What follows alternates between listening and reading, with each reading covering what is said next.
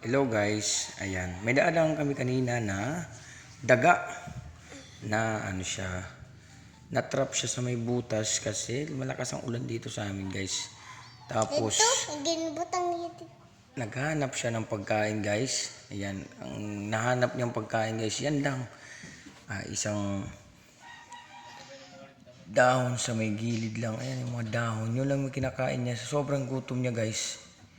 Siguro lumabas lang siya para maghanap ng pagkain. Ngayon, ang nangyari sa kanya guys is natrap siya.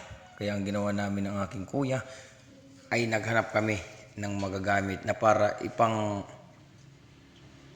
sa kanya, pantanggal ng simento. Kasi natatrap siya guys, ayan na sobrang hirap. Hindi na siya makabalik or makalabas. Kaya ang ginawa namin, kumuha kami ng itak. Yan, sa mga bawal dyan, ayan. Sa mga kumakain dyan, sa mga nanonood, ayan. Tatanggalin natin siya guys. Ayan. Pilit na babaklasin sana namin yung pinakasimento.